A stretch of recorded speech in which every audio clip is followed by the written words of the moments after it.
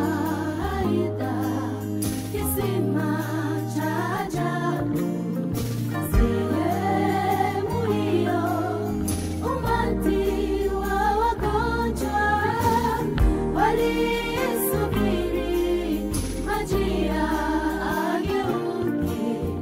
Aliyetangulia kujitupa alipona.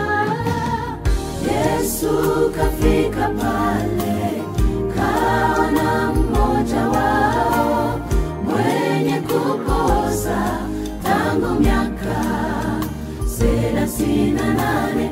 Kwa huruma nyingi Yesu kauliza, je, watamani upate uponyaji? Maji yakigeuka, wananitangulia, sina wa kuniweka ndani.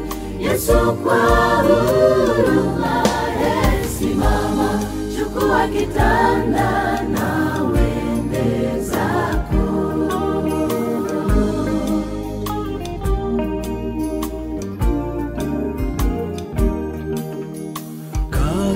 Kasimama kwa furaha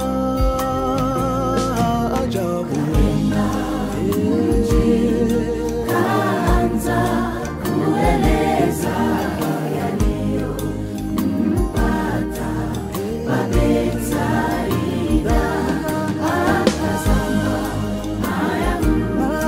maskini wa roho, nafasi ya furaha kawa kinyongo.